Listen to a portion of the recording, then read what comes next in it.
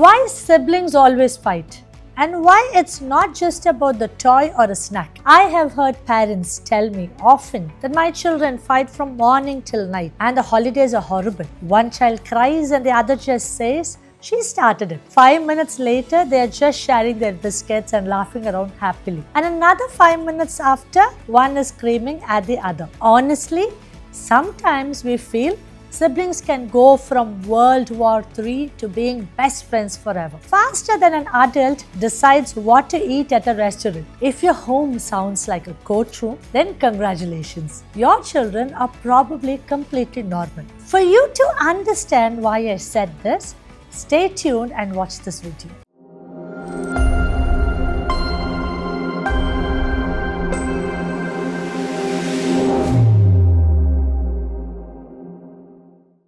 Hello everyone, I'm Asha. Welcome back to the series of Mindful Parenting presented by M&R Scottsdale Group of Schools. Today, let's talk about one of the biggest parenting challenges, sibling rivalry. Every parent dreams of raising children who grow up loving, supporting and protecting each other all the time. In reality, one child complains, "Mom, he's breathing too loudly on me," and the other says, "I didn't even touch her." Welcome to family life. But here is the good news. Sibling rivalry is not the problem. The biggest misunderstanding is that most sibling fights don't begin because children hate each other. They begin because children don't know how to handle uncomfortable emotions. Imagine your 5-year-old who cannot explain, "I felt invisible when you praised my sister." You don't even have those words. So instead, they are just going to snatch her pencil,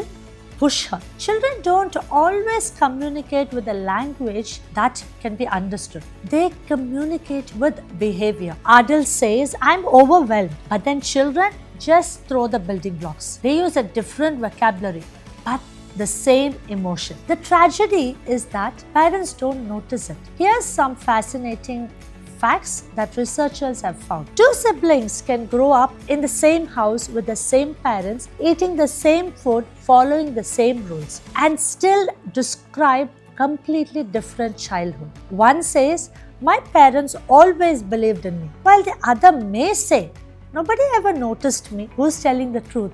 Both. Because children don't remember what happened. They remember how they experienced what happened there. That's why parenting isn't only about what we do. It is also about checking how our children have understood it. Being fair isn't always equal. One of the biggest traps parents fall into is trying to be fair. Equal chocolates, equal gifts, equal hugs, equal screen time. And despite all this, someone still announces, "You love him more." It's enough to make parents question the reality. Here's why. Children don't measure fairness with calculator. They measure fairness with feelings. One child needs reassurance, while the other just needs independence. One needs 10 hugs, while another needs you to simply watch them building a Lego tower. Fair parenting isn't giving everything a child wants in the same way to both the children. It just means giving every child what they need to help them flourish. The communication gap, imagine if adults handle disagreement the way children do. Imagine your workplace, someone takes your stapler. Instead of saying, "Excuse me, I need it. Can I give it to you back after using it?" You just go screaming, knock over the chair, bite your colleague, and then run to the HR crying. Doesn't it sound ridiculous? Yes, it does. But that's exactly what we expect children not to do. Before we have actually taught them there is another way for handling such situation, we expect them to behave on the best version of themselves. Conflict resolution is not genetics. Neither self-control is inborn. These are learned from childhood. These are taught by the adults in the environment, which means our job as adults dealing with children isn't simply stopping an argument. It is translating emotions into words. Let me show you an example. Instead of saying, "Don't hit," stop it. Try saying, or show them to identify the emotion and communicate their expectation. Maybe looks like you're angry. Tell your brother what you need instead of screaming. Children borrow our language before it becomes theirs. Most of the time, parents and grandparents and the caregivers, we accidentally become the referees. Here's the cycle. They fight, parents investigate who started, who lied, who gets punished.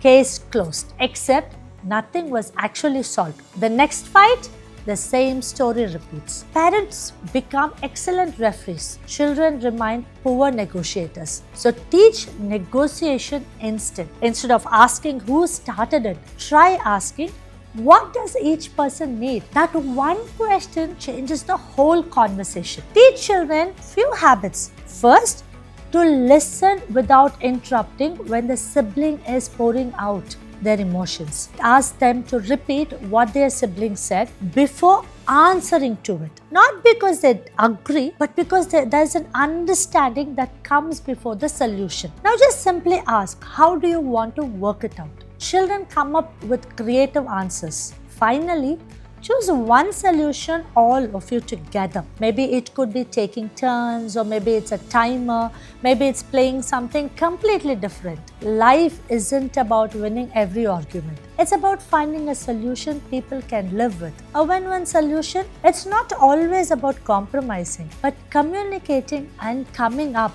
with solutions that gives best possible results. When should parents stay out? This surprises many parents. Sometimes doing nothing is actually doing something for your children. If children are arguing, but they are safe, they are still taking turns talking, trying to solve, don't rush into it.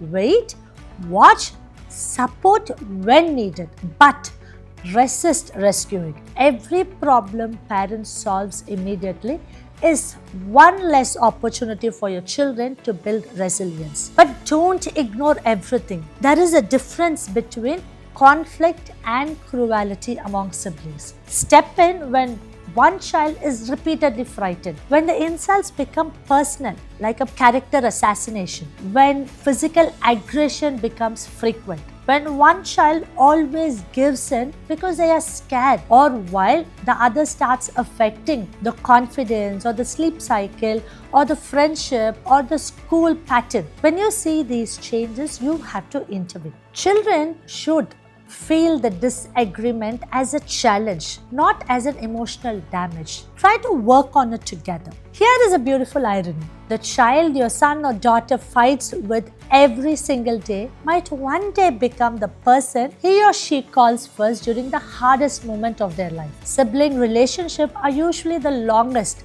we ever have, so longer than any friendship.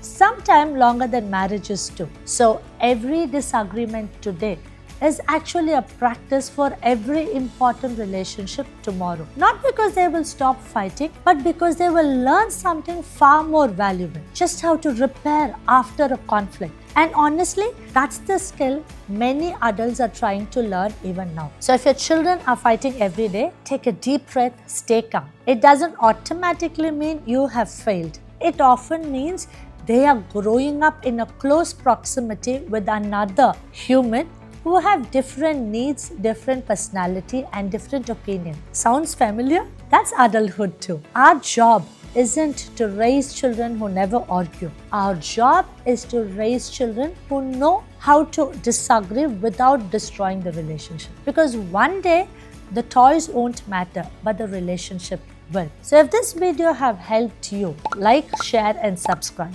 Thank you.